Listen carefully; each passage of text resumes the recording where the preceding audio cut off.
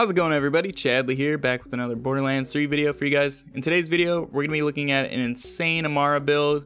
This Amara build has allowed me to go through the slaughter shaft on Mayhem 4 without going down, and has let me solo the takedown on Mayhem 4. With this build, you are basically invincible. The only things that can really kill you are a couple of anointed enemies if you're not careful, and then Wotan and all his strikers with their missiles, because those are absolutely insane.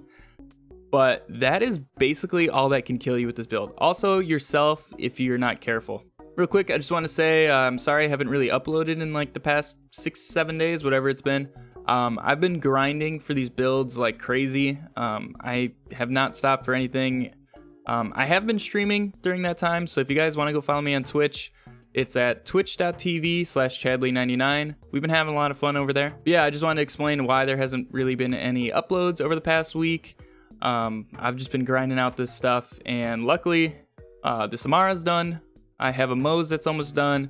I'm working on a Flak, as well as a secondary Amara build. But without further ado, let's just jump right into this build. So to start things off, in the Fist of the Elements tree, we're gonna put 5 points into Anima. Really good skill. My class mod has +2. Then we're going to do 5 points into Tempest and 5 points into Wildfire. Wildfire because Infusion, you definitely do not want that for this build. You're going to end up killing yourself all the time. Handling and accuracy, not really important, and neither is melee damage for this. Then we're going to put 1 point into Dread. This is going to give us more gun damage, and we're going to be utilizing Ties That Bind and Allure. So we're always going to have that 15% gun damage. Then Deep Well, this is going to give us 20% magazine size. This is really important for the guns that we're going to be using. And then also in terms of the guns we're using, they do not really take advantage of Indiscriminate. So that's why we're putting 3 points into Catharsis and then 2 points into Sustainment. This is a really good skill. It's really going to help you guys stay alive, and you guys can actually get your shields back full as well as your health incredibly easily with this. Then we skip the Brawl tree, and we're just here in Mystical Assault. So 5 points into Violent Tapestry. This is huge for our status effects. And then 3 points into Fast Hands, 5 points into Restless, 3 points into Transcend, 1 point into Eclarity, 1 point into Ascendant, 3 points into Wrath, 3 points into Awakening, then 1 point into Remnant. Not for the 651 Remnant damage, it's actually for the Overkill damage that's in the description. This is going to allow us to strip some shields of people that we're not even fighting, because once you kill somebody, especially with the weapons that we're using, those orbs are going to have a good amount of damage, and they're going to be able to get a good chunk of shields and health out of the next enemies. Then finally, 1 point into Avatar. This is huge for rush stacks. Moving on to our weapons and gear. We're going to have a Face Puncher. Mine happens to have a Terror Anointment for applying terror on melee. That's not necessary. I just use the Face Puncher for getting ammo back. Then, when I'm doing the takedown, I will be using the Dictator. I have a method that I'll actually be making a video on later today. So if you guys aren't already, make sure to subscribe and hit that notification bell, and you guys can see that.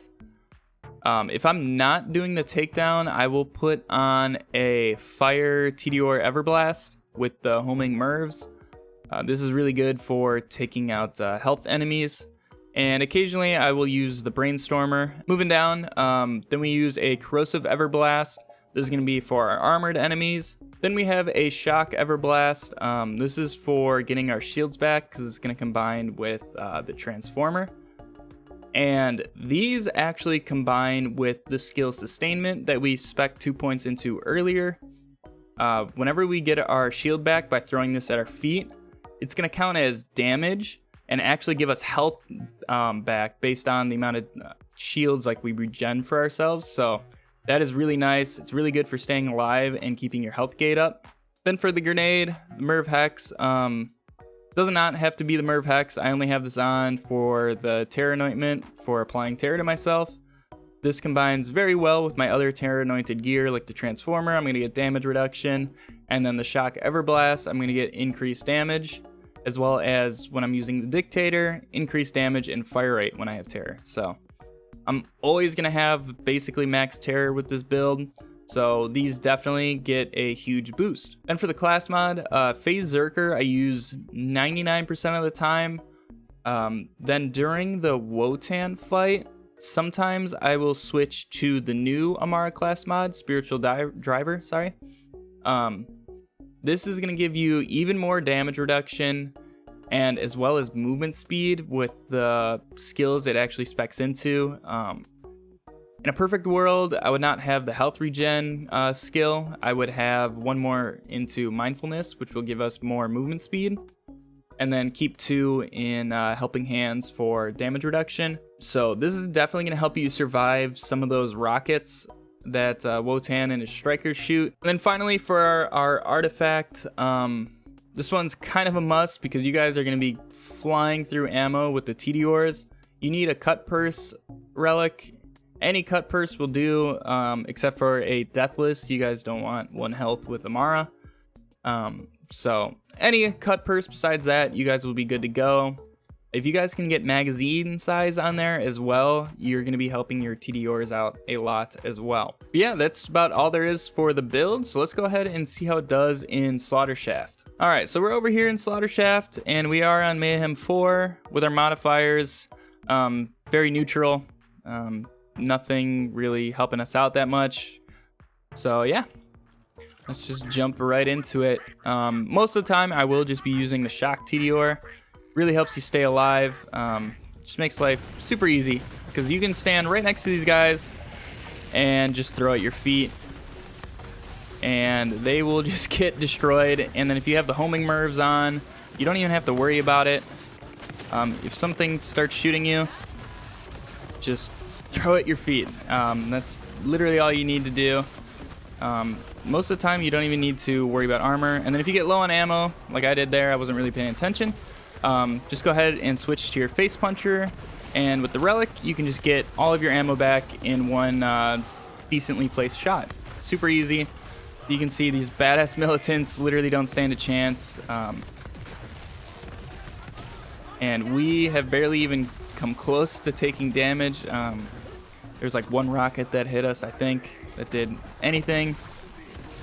And like, I wasn't even fighting these guys, but all the homing Mervs and stuff like that just make a huge difference. Like, they will go and seek out anybody on the map, and it's really, really nice. So we're low on ammo again. It did not switch to our face puncher, but we're all good. But he is done, and that was wave 1. That was super fast, super easy. And then also, if you guys just do phase grasp but nothing, you guys are going to get your rush stacks as well as your violent tapestry. So you guys are going to have insane like status effect chance. And I don't know if you guys can see that. This man is ticking for 16k every single time, between 16 and 18k. So keeping your violent tapestry really high is definitely advised for this build. Look, if you guys see how much is shooting me right now, I'm not even phase grasping them, which I should be, because with ties that bind, they're all going to share damage. And then we can throw a couple of those in there, get rid of their armor. And like, you can see how much damage you can take with this build. I was in the middle of everything right there, and we ended up being able to survive just with throwing the Shock TDR at our feet. Just look what this guy is ticking at 19 to 20k every tick, and it's not even element matched. If I was using the fire TDR right there, he would be taking so much damage every single second right there. Let's see. Let's use the fire one on him there. See what he can tick him for. There's too many numbers. I couldn't really tell what was going on there. And I was dumb. Did not reload. If that's the case, just melee somebody once, or take a little bit of bullet damage and your transformer will absorb it.